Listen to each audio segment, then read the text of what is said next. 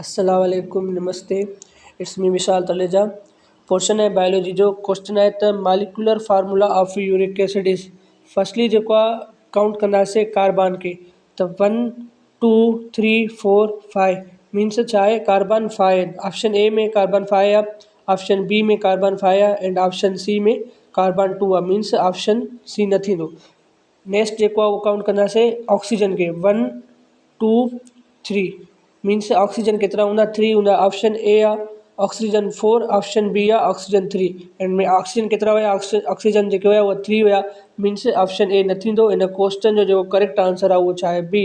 The molecular formula of uric acid is carbon 5 oxygen 3 nitrogen 4 hydrogen 4। ॿियो question आहे त which statement is correct. कहिड़ी statement जेका उहा करेक्ट आहे। ऑप्शन ए आहे त ammonia is alkaline corrosive and 10,000 time more toxic than urea. इहा जेकी स्टेटमेंट आहे उहा रॉन्ग आहे। रॉन्ग छो आहे? रॉन्ग इन जे करे आहे छो जो जेको अमोनिया हूंदो आहे उहो 1 लाख टाइम मोर टॉक्सिक हूंदो आहे देन द यूरिया जे लाइ, ना आहे कि 10,000 टाइम मोर टॉक्सिक। त हिते क्वेश्चन में चए थो त 10,000 टाइम मोर टॉक्सिक हूंदो आहे अमोनिया देन द यूरिया खां। इहो जेको ऑप्शन आहे उहो रॉन्ग आहे। करेक्ट इहो आहे त अमोनिया जेको आहे उहो 1 लाख टाइम मोर टॉक्सिक हूंदो आहे देन द यूरिया जे लाइ। ऑप्शन बी आहे ammonia is an immediate and highly toxic liquid water. इहा स्टेटमेंट बि रॉन्ग आहे। रॉन्ग इन जे करे आहे छो जो जेको अमोनिया आहे उहो बिल्कुलु हाईली टॉक्सिक आहे पर गैसियस वाटर आहे, ना आहे कि लिक्विड वाटर। त तंहिंजे करे इहा स्टेटमेंट बि जेको आहे उहा रॉन्ग आहे। जेको ऑप्शन सी आहे उहो चए थो carbamide is neither acidic nor alkaline. जेको यूरिया हूंदो आहे उहो न ई एसिडिक हूंदो आहे न ई अल्कलाइन हूंदो आहे। त urea is also non as the carbamide. हिते यूरिया जी ॻाल्हि थिए थी त यूरिया जेको आहे न ई एसिडिक आहे न ई अल्कलाइन आहे। क्वेश्चन चवे थो त which statement is correct. Option A wrong आहे, ऑप्शन बी बि रॉन्ग आहे, त जेको ऑप्शन सी आहे उहो करेक्ट आहे। मीन्स हिन क्वेश्चन जो जेको करेक्ट आंसर आहे उहो छा आहे carbamide is neither acidic nor alkaline. ॿियो क्वेश्चन आहे त which statement is true. Option A आहे त uric acid is weak acidic and less soluble in water than ammonia and urea. जेको यूरिक एसिड हूंदो आहे उहो वीक एसिडिक बि हूंदो आहे एंड लेस सॉल्युबल हूंदो आहे वाटर में than the ammonia and urea खां। इहा बिल्कुलु ट्रू स्टेटमेंट आहे। ऑप्शन बी चवे थो पियो त in human 75% uric acid is excreted by kidney and 25% is excreted by intestine.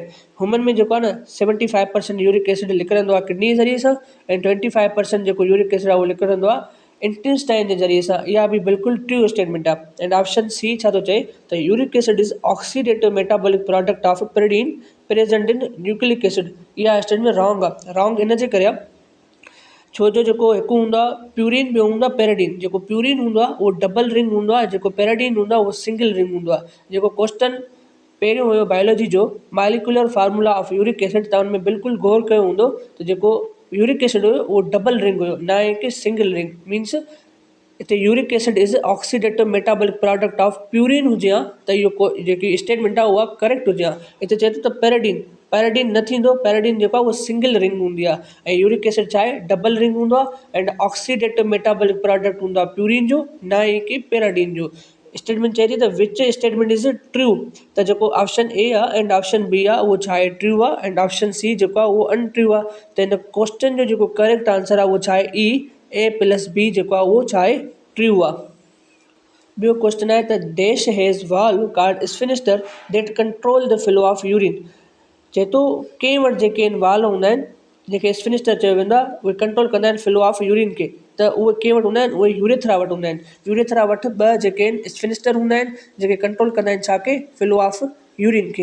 हिकिड़ो हूंदो आहे इंटरनल स्फिनिस्टर, ॿियो हूंदो आहे एक्सटर्नल स्फिनिस्टर। जेको इंटरनल स्फिनिस्टर आहे उहो वर्क कंदो आहे इनवॉलंटरी तौरु, मीन्स हुन में स्मूथ मसल्स हूंदा आहिनि। ऐं ॿियो हूंदो आहे एक्सटर्नल स्फिनिस्टर। जेको एक्सटर्नल स्फिनिस्टर आहे उहो वर्क कंदो आहे एज़ अ वॉलंटरी तौरु, मीन्स हुन में स्केलेटन मसल्स हूंदा आहिनि। त हिते क्वेश्चन जो जेको करेक्ट आंसर आहे उहो छा आहे urethra. Urethra has a valve called sphincter that control the flow of urine.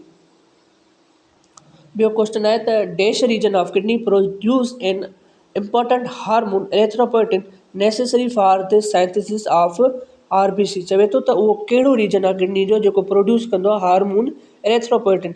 जो किडनी आहे उनमें ॿ रीजन हूंदा आहिनि, हिकिड़ो हूंदो आहे आउटर, ॿियो हूंदो आहे इनर। जेको आउटर हूंदो आहे उहो हूंदो आहे कॉर्टेक्स, ॿियो हूंदो आहे इनर जेको मेडुला हूंदो आहे। जेको हार्मोन प्रोड्यूस कंदो आहे एरिथ्रोपोएटिन, उहो आउटर पार्ट प्रोड्यूस कंदो आहे, मीन्स केयर कोर्टेक्स।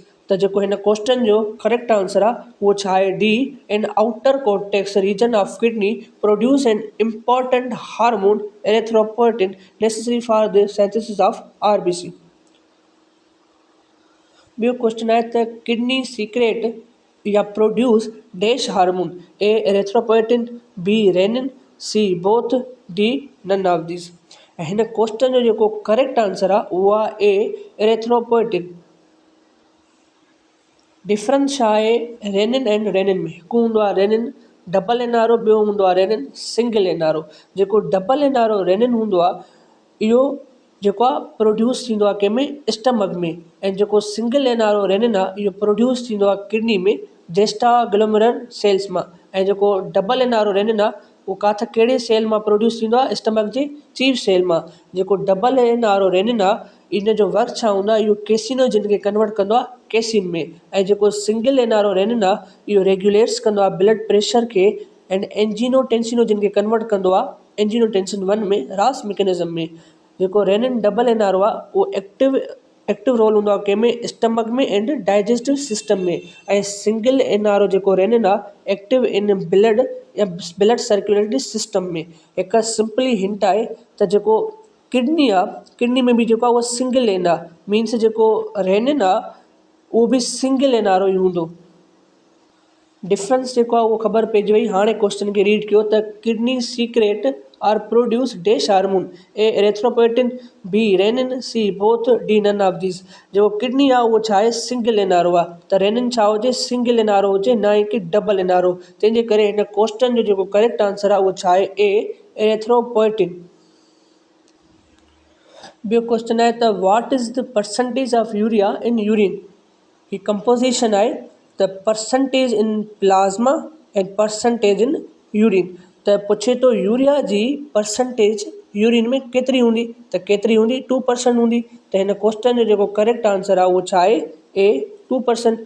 ॿियो चवे थो त kidney receive 180 litre of blood by circulation in 24 hours and after filtration it produce dash litre urine in normal climatic condition. Kidney जेको आहे उहा रिसीव कंदी आहे 180 लीटर ब्लड जो 24 कलाकनि में। ऐं जीअं फिल्ट्रेट थी वेंदो आहे, उन फिल्ट्रेट खां पोइ जेको उहो केतिरो यूरिन ठहंदो आहे, उहो यूरिन ठहंदो आहे 2.5 जेको आहे लीटर यूरिन जो ठहंदो आहे। त हिन क्वेश्चन जो जेको करेक्ट आंसर आहे उहो छा आहे, बी 2.5। ॿियो क्वेश्चन आहे त dash percentage of urine stone are form by an amino acid cysteine. Option A आहे 1%, ऑप्शन बी आहे लेस देन 1%, ऑप्शन सी आहे greater than 1% and option D आहे 10%, ऑप्शन ई आहे 5 to 10%। जेको हिन क्वेश्चन जो करेक्ट आंसर आहे उहो छा आहे, बी लेस देन 1% जेको आहे urine stone are form by an amino acid cysteine. ॿियो क्वेश्चन आहे त presence of stone in the kidney is called. जो किडनी में स्टोन हूंदो आहे उनखे चवंदा आहियूं नेफ्रोलिथाइसिस या वरी यूरोलिथाइसिस। त हिन क्वेश्चन जो जेको करेक्ट आंसर आहे उहो छा आहे, ए plus C nephrolithiasis and urolithiasis. बाक़ी जेको बी आहे लिथोनेफ्राइटिस, जे वर्ड जे आख़िर में TIS अचे त मीन्स इन्फ्लेमेशन जी ॻाल्हि करे थो। मीन्स क्वेश्चन में कोई बि इन्फ्लेमेशन जो वर्ड कोन्हे, त तंहिंजे करे जेको बी ऑप्शन आहे लिथोनेफ्राइटिस उहो न थींदो। तंहिंजे करे हिन क्वेश्चन जो जेको करेक्ट आंसर आहे उहो छा आहे, D A plus C nephrolithiasis and urolithiasis. बाक़ी जेको लिथोनेफ्राइटिस आहे इहो छा, इहो बि स्टोन जे करे इन्फ्लामेशन थींदी आहे, उनखे चवंदा आहियूं लिथोनेफ्राइटिस। ॿियो क्वेश्चन आहे त vasoconstriction is a sympathetic activity, B parasympathetic activity, C both, D none of this. Firstly जेको आहे तव्हांखे डिफरेंस ख़बर हुजे त सिंपैथेटिक एक्टिविटी छा हूंदी आहे एंड पैरासिम्पैथेटिक एक्टिविटी छा हूंदी आहे। जेका सिंपैथेटिक एक्टिविटी हूंदी आहे उहा फाइट एंड फ्लाइट रिस्पॉन्स में कमु कंदी आहे। उहा इंक्रीज़ कंदी आहे हार्ट रेट के एंड ब्लड प्रेशर के एंड वर्क कंदी आहे कंहिंमें वेसो कॉन्स्ट्रिक्शन में केयर सिंपैथेटिक एक्टिविटी। ॿियो आहे पैरासिम्पैथेटिक एक्टिविटी। जेको पैरासिम्पैथेटिक एक्टिविटी हूंदो आहे उहो rest and digest rest response में हूंदो आहे। ऐं जेको पैरासिम्पैथेटिक एक्टिविटी आहे उहो प्रमोट कंदो आहे रिलैक्सेशन एंड कंजर्व्स कंदो आहे एनर्जी खे एंड वर्क कंदो आहे वेसो डायलेशन में। क्वेश्चन पुछे थो त vasoconstriction is vasoconstriction छा आहे? वेसो कंस्ट्रिक्शन सिंपैथेटिक जो वर्क आहे, तंहिंजे करे ए ऑप्शन करेक्ट आहे सिंपैथेटिक एक्टिविटी। त vasoconstriction is a sympathetic activity. ॿियो क्वेश्चन आहे त which statement is untrue. Firstly जेको आहे तव्हां हिनखे ही लूप ऑफ हेल आहे। जेकॾहिं डाउनवर्ड अचे थो त इहो छा आहे डिसेंडिंग, ऐं जो जेकॾहिं अपवर्ड वञे थो उहो छा आहे असेंडिंग। जेको descending limb loop of Henle आहे इहो छाजे लाइ परमिएबल आहे? इहो वाटर लाइ परमिएबल आहे। ऐं जेको ascending limb loop of Henle आहे उहो छाजे लाइ परमिएबल आहे? मीन्स NaCl लाइ, सोडियम जे लाइ, पोटेशियम जे लाइ एंड क्लोरीन जे लाइ। जेको डाउनवर्ड अचे थो उहो डिसेंडिंग, जेको अपवर्ड वञे थो इहो असेंडिंग। जेको डाउनवर्ड आहे descending, descending limb loop of hello छाजे लाइ परमिएबल आहे? वाटर जे लाइ। ऐं जेको अपवर्ड वञे थो ascending limb loop of Henle permeable आहे छाजे लाइ? NaCl जे लाइ, सोडियम जे लाइ, पोटेशियम जे लाइ, क्लोरीन जे लाइ। त हाणे क्वेश्चन चए थो त विच स्टेटमेंट इज़ अनट्रू। कहिड़ी स्टेटमेंट जेकी आहे उहा अनट्रू आहे? ऑप्शन ए त ascending limb of loop of Henle is permeable to sodium potassium chlorine. जेको ascending limb loop of Henle आहे उहो छा लाइ परमिएबल आहे? सोडियम क्लोराइड जे लाइ, मीन्स सोडियम पोटेशियम क्लोरीन जे लाइ। मीन्स इहा स्टेटमेंट छा आहे? ट्रू आहे। ॿियो चए थो त the descending limb loop of Henle is permeable to water.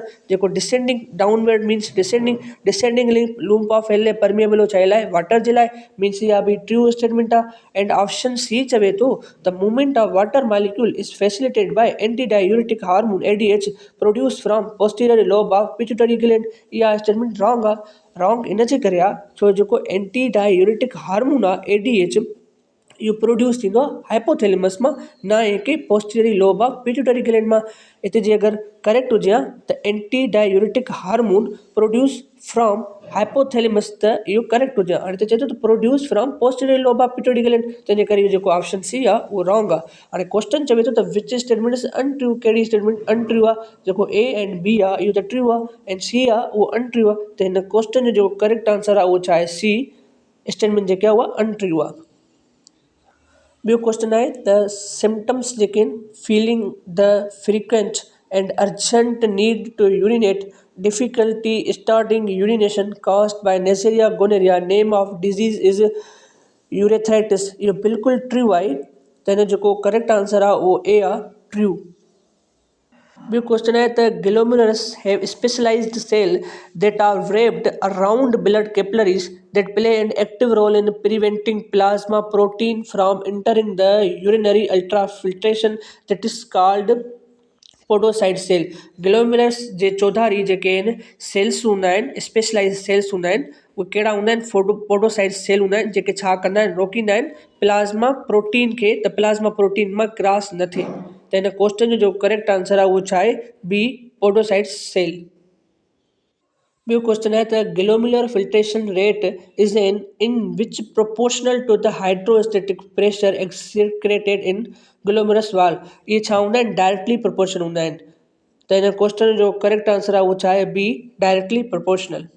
ॿियो क्वेश्चन आहे त bat are example of A endotherm, B heterothermic, C homeotherm, D A+C।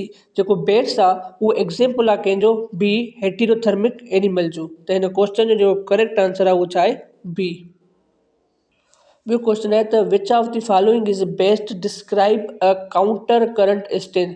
जो काउंटर करंट स्टेंज हूंदो आहे इहो छा हूंदो आहे? अपोज़िट डायरेक्शन में हूंदो आहे, सेम डायरेक्शन में न हूंदो, तंहिंजे करे ए ऑप्शन न थींदो।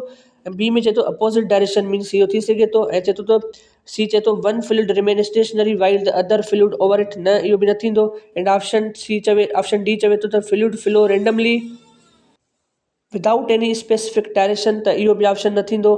चए थो त काउंटर करंट एक्सचेंज सिस्टम छा हूंदो? Two fluids flow in opposite direction, maximum transfer of heat gases और सॉल्यूट। मीन्स हिन क्वेश्चन जो करेक्ट आंसर आहे उहो छा आहे? बी आहे। त two fluids flow in opposite direction, maximum transfer of heat gases और सॉल्यूट। ॿियो क्वेश्चन आहे त in the absence of ATH urine is जेकॾहिं ADH प्रेज़ेंस हूंदो आहे, ADH जी मौजूदगी हूंदी आहे, त ADH जो जेको वर्क आहे उहो छा आहे, वाटर खे कंज़र्व करणु आहे। जेकॾहिं ADH जी प्रेज़ेंस हूंदी, उहो वाटर खे छा कंदो, कंज़र्व कंदो। त जेको यूरिन हूंदो उहो छा हूंदो, कंसंट्रेटेड हूंदो। हाणे त चए थो त एब्सेंस ना ई की प्रेज़ेंस। जेकॾहिं ADH जी एब्सेंस हूंदी मीन्स ADH न हूंदो, त वाटर बि कंज़र्व न थींदो। वाटर कंज़र्व न थींदो त मीन्स जेको यूरिन आहे उहो छा हूंदो, डायलेटेड थी वेंदो। त in the absence of ADH urine is dilute. Means in question जो करेक्ट आंसर आहे उहो छा आहे, सी आहे, डाइल्यूट।